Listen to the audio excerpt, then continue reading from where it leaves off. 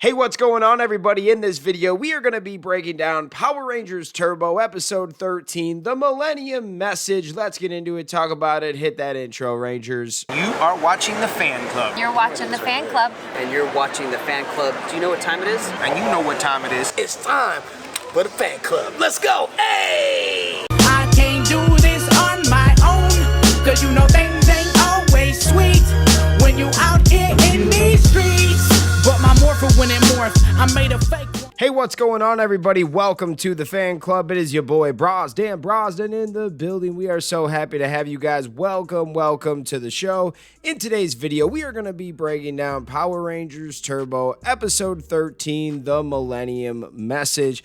This is a good one because we get to see the Blue Centaurian for the first time, and he's one of my favorite Power Ranger robot companions. Ever since I was a kid, I've been in love with the character, man. I had the figure, I had the Robo Racer as a kid. So when I saw today's video was all about that Blue Centaurian, I got excited. So let's get into it. No further ado. Millennium Message, the 13th episode of Power Rangers Turbo, introduces the mysterious Blue Centaurian and his powerful Robo Racer Zord, setting the stage for a thrilling encounter with the future. The episode begins with the Rangers training at the juice bar, but they are interrupted by a bizarre earthquake.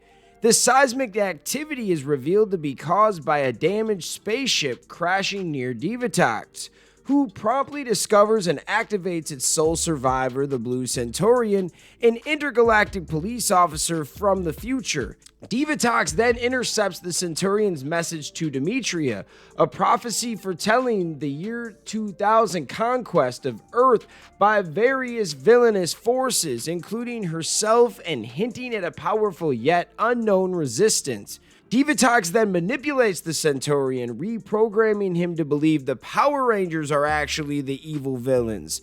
This leads to a series of confrontations. Tommy, investigating the spaceship's wreckage, is attacked by Divatox Piranatrons, creating a perfect opportunity for the manipulated Blue Centaurian to perceive the Rangers as evil. The ensuing battle reveals the Centaurian's immense power, even against the morphed Rangers. Adding to the tension, the episode reveals a self-destruct mechanism within the Blue Centaurian, adding a ticking clock element to the unfolding drama.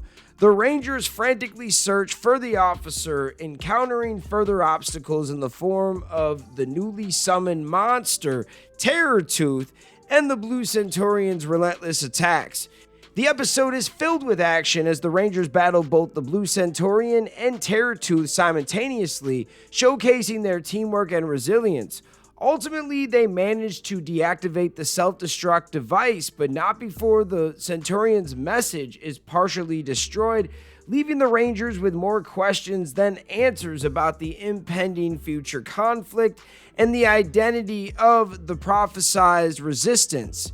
Despite the near destruction of the Blue Centaurian and the episode ending on a cliffhanger with a partially destroyed message and a looming threat, this episode successfully introduces a new ally who, despite initial conflict, ultimately joins the fight against Divatox, solidifying his position as a valuable asset to the Rangers. All they had to do was get that bomb out of him and reprogram him, and the dude was actually a really good fighter and ally. The Blue Centaurian and Phantom Ranger are like two of my favorite characters in Power Rangers Turbo, and things get pretty exciting when the Blue Centaurian comes along. It is a little weird seeing a robot like this, and we wish we had more info on this character. I also need to make a mental note and see if they ever talk about that partially destroyed message. Who was the only ones that could stop that? Were they talking about the In-Space Rangers? Were they talking about Zordon? Were they talking about Andros? Who was the only one that could stop the united villains, right?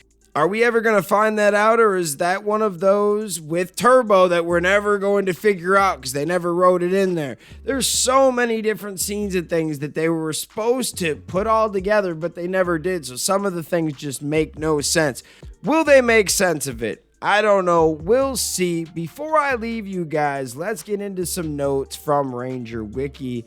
The The message the Blue Centaurian projects is a foreshadowing of the United Alliance of Evil's invasion of the universe, as seen in Power Rangers in Space: Countdown to Destruction.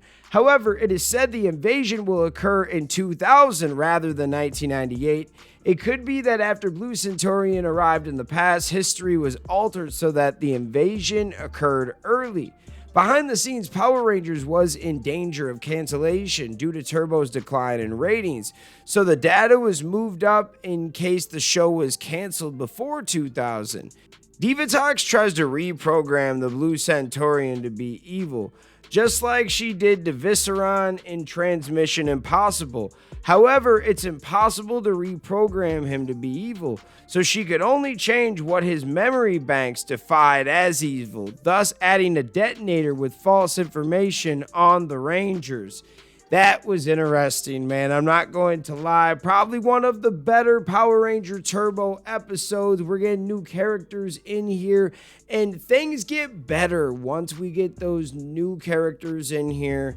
And I love the Blue Centaurian, the Phantom Ranger, TJ, Carlos, Ashley. Oh yeah, I can't forget about Cassie. Power Rangers Turbo isn't bad right now, but I feel like it's going to get better once they get rid of the actors that have been on the show forever, because they know they're about to leave. So they're not writing them any crazy stories to progress their character anymore because they're on their way out, which kind of hurt the series. I wish that some of these characters went out with more of a bang. Things got crazier before they just left, you know, because then once the other Rangers come on in there, they're dealing with a bunch of things right away, and then that sends us into In Space, which was arguably one of the best seasons of all time. I do appreciate Turbo and have a soft spot, but there was a reason why these ratings fell. Now, what are your thoughts? Let me know in the comments. Shout out all the fans out there that take the time out of their day to watch this content. You are the real MVPs and the reason why we can be able to do stuff like this. Thanks again, and we'll see you next time. Peace. I want to give a special shout out to the Gold Ranger members: Salima Ramirez, Stephen Heffelman, Thomas Franco, Anime King Nick, Lewis Cairns, and Roderick Hare. Thank you guys so much for your support, and if you want a video shout out like this one, sign up to be a Gold Ranger member today.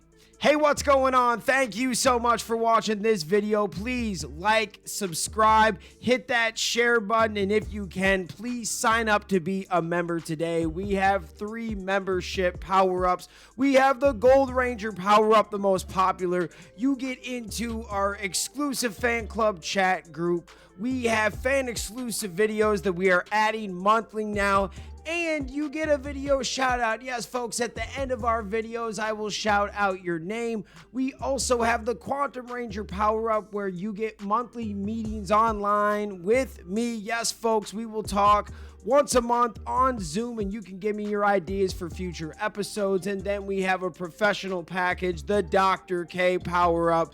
That is for businesses that want to tap into the platform. If you guys can, please sign up to be a member today. It is highly appreciated, and it helps us keep these videos going.